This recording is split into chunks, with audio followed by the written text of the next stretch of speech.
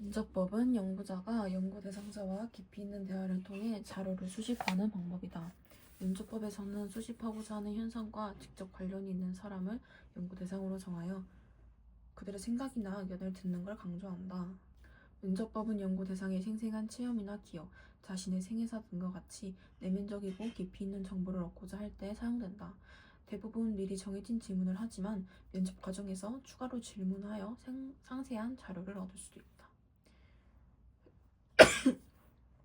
면접법은 그를 모르는 사람에게서도 자료를 수집할 수 있으며 특히 당사자만이 알고 있는 신청적인 정보를 얻을 수 있는 장점이 있다. 반면에 연구에 적합한 대상을 찾는 과정이 상대적으로 쉽지 않고 시간과 비용이 많이 드는 편이다. 또한 자료 수집 과정에서 연구자의 주관이 개입될 소지가 있다. 참여관찰법은 연구자가 연구 대상과 함께 생활하거나 연구 대상의 활동에 참여하면서 현상을 직접 관찰하여 자료를 수집하는 과정이다. 예전에는 주로 다른 민족이나 부족 연구에 사용했으나 최근에는 연구자 집단을 관찰하는 연구에서도 사용한다. 참여관찰법은 의사소통이 어려운 집단을 조사할 때 유용하고 생동감 있고 깊이 있는 정보를 직접 파악할 수 있는 장점이 있다. 하지만 관찰하고자 하는 현상이 나타날 때까지 기다려야 하며 이례적인 현상의 경우 그 장면을 집중적으로 포착해야 하는 어려움이 있다. 이에 따라 시간과 비용이 많이 들고 관찰 내용을 기록하는 과정에서 연구자의 주관이 개입될 소지가 있다. 또한 연구 대상이 관찰자의 연구 의도를 알게 되면 평소와 다른 행동이 나타나 정확한 자료 수집이 어려울 수 있다. 사회문화 현상의 탐구는 문제를 제기하고 그에 대한 결론을 도출하는 과정이다. 결론 도출을 위해서는 정확한 연구 설계에 따라 적절한 자료 수집 방법을 적용해야 한다. 탐구 절차는 연구 방법에 따라 차이가 있다. 탐구 결과는 사회문화 현상의 본질 이해나 문제 해결에 도움이 된다. 예를 들어 출산율이 낮은 이유를 연구하는 경우에는 결론을 활용하여 출산율을 높이기 위한 대책을 제안할 수 있다. 또한 가출 청소년의 삶을 연구한 경우에는 그들을 이해할 수 있고 그들과 소통할 수 있는 방식을 찾을 수 있다. 이런 점을 고려할 때 사회문화 현상 탐구는 매우 엄격한 절차에 따라 정확하게 이루어져야 한다. 더불어 하나의 연구가 완성되면 그것으로 끝나는 게 아니라 그러한 연구를 바탕으로 하여 새로운 연구 문제가 다시 도출되고 새로운 탐구가 진행되어야 한다. 일반적으로 사회과학적 탐구는 수강 과정을 거친다. 이 과정에서 연역법과 귀납법이 사용된다. 연역법이란 일반적인 것이 특수한 것에 적용되는 걸 파악하는 과정이다. 즉 기존의 이론이나 결론에서 출발하여 새로운 가설을 만들고 개별적 사례에서 그것이 적용되는 걸 관찰하는 과정을 말한다. 귀납법이란 특수한 것에서 일반적인 것을 발견하는 과정이다. 즉 구체적인 사례에서 관찰한 현상의 공통적인 걸 모아서 일반적인 원리를 도출하는 과정을 말한다. 양적 연구 방법의 탐구 절차는 어떻게 진행될까? 우선 연구하고자 하는 문제를 인식한다. 고등학생의 아르바이트 경험은 그들의 소비 의식에 영향을 줄까? 가설은 기존 연구 결과를 참조하여 주로 인과 법칙의 형태로 서술한다. 가설, 아르바이트 경험이 있는 고등학생이 그렇지 않은 고등학생에 비해 소비 지향성이 더 높을 것이다. 가설을 증명하기 위해 연구 대상, 변수 등을 정하고 자료 수집 방법과 분석 방법을 정하는 연구 설계를 한다. 연구 대상은 모집단은 전국의 고등학생, 표본은 고등학생 3,600명, 도덕적 정의, 아르바이트 경험 여부는 지난 3년간 아르바이트를 해본 경우와 아르바이트 경험이 전혀 없는 경우로 구분하고 소비 지향성은 물건을 사고 싶은 마음이 생기는 횟수나 유혹을 느끼는 정도로 정한다. 독립 변수는 아르바이트 경험 여부, 종속 변수는 소비 지향성의 평균 점수로 만점은 4점이며 점수가 높을수록 소비 지향성이 높다. 자료 수집 방법은 질문집법, 자료 분석 방법은 조사 결과를 통계 처리하기로 한다. 실제로 자료를 수집한다. 전국 고등학교의 명단에서 60개 학교를 무작위로 추출해서 각 학교에서 학년별로 20명씩 총 3,600명에게 조사를 실시한다. 적합한 통계 방법을 적용하여 수집된 자료를 분석한다. 아르바이트 경험이 있는 학생의 소비 지향성은 3.5점이고 그렇지 않은 학생의 소비 지향성은 2.9점으로 이를 통계 처리한 결과 이 차이는 유의미하다. 자료 분석 결과가 설정한 가설과 일치하면 가설을 채택하고 그렇지 않으면 가설을 기각하여 사회문화 현상의 결론을 도출한다. 통계 결과를 고려할 때 가설은 채택되었으며 이 결과를 전국의 고등학생에게 일반화하는 게 가능하다.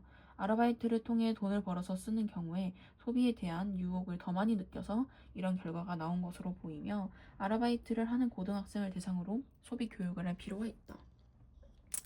질적 연구 방법의 탐구 절차는 우선 연구하고자 하는 문제를 인식한다. 고등학생의 아르바이트 경험은 그들에게 어떤 의미로 남을까? 연구 대상을 선정하고 자료 수집 방법과 분석 방법을 정하는 연구 설계를 정한다. 연구 대상 땡땡 지역의 고등학생 10명. 조사 내용, 아르바이트 종류, 아르바이트 목적, 아르바이트를 통해 얻은 것 등. 자료 수집 방법은 면접법. 자료 분석 방법은 면접 과정에서 녹음한 것을 기록으로 옮겨서 그 내용을 분석함. 실제로 자료를 수집한다. 자료를 수집하는 과정에서 필요한 경우에는 연구 문제나 연구 설계를 조정하기도 한다.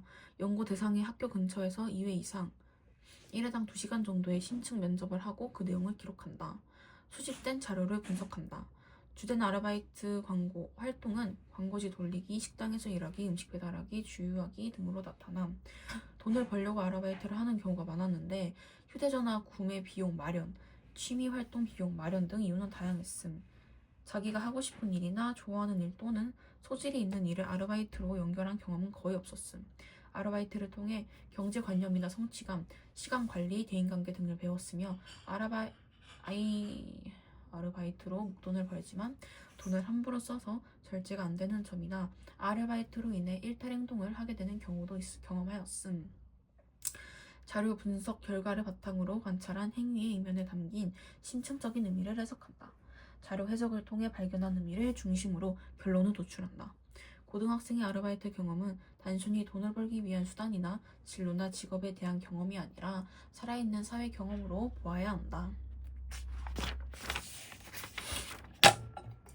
사회문화현상 탐구에는 다음과 같은 연구 태도가 필요하다. 첫째, 객관적 태도다. 객관적 태도는 연구 과정에서 자신의 주관이나 가치, 이해관계를 떠나 제3자의 관점에서 있는 그대로 현상을 관찰하는 태도다. 이를 위해서 연구 과정에 편견이나 고정관념, 그리고 자신의 이해관계가 적용되지 않도록 해야 한다. 특히 이 태도는 특정 가치가 개입되지 않도록 해야 한다는 측면에서 연구 과정에서 요구하는 가치 중립과도 연관이 있다. 둘째, 개방적 태도가 필요하다. 개방적 태도는 연구를 진행하면서 편협한 주장이나 이론에 빠지지 않고 연구 결과에 대하여 다른 연구자의 비판을 허용하는 태도다. 지금까지 사회문화 현상의 탐구가 기존 연구에 비해 비판적 접근으로 발전해온 점을 고려하여 특정 주장이나 이론을 무조건 추종하거나 배격하지 말고 여러 가능성을 가지고 자신의 주장을 검토해야 한다. 셋째, 상대주의적 태도가 필요하다. 상대주의적 태도는 사회문화 현상이 지닌 고유한 의미와 가치를 해당 사회 집단의 맥락이나 환경을 고려하여 이해하려는 태도다. 이는 특정 현상이 해당 집단이나 사회의 고유한 맥락 속에서 형성된 것임을 인정하는 태도다. 이에 따라 특정 사회나 집단을 대상으로 하여 이루어진 연구 결과를 다른 사회나 집단에게 일방적으로 적용해서는 안 된다는 점도 고려해야 한다. 넷째, 성찰적 태도가 필요하다. 성찰적 태도는 사회문화 현상을 있는 그대로 받아들이기보다는 그 의미를 살펴보거나 연구 진행 과정을 제대로 수행하고 있는지 되짚어보려는 태도다. 아무런 의문이나 반성 없이 사회문화 현상이나 연구 과정을 무조건 수용하면 그 발생 원인이나 의미를 제대로 파악하기 어렵다는 점을 고려한 것이다. 사회문화 현상을 탐구할 때 연구자는 주관적인 가치와 이해관계를 배제하는 가치 중립 태도를 지녀한다.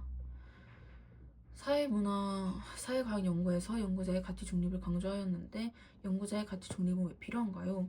연구자도 사회 속의 행위자이기에 연구 과정에서 연구자의 가치나 감정이 개입될 가능성이 큽니다.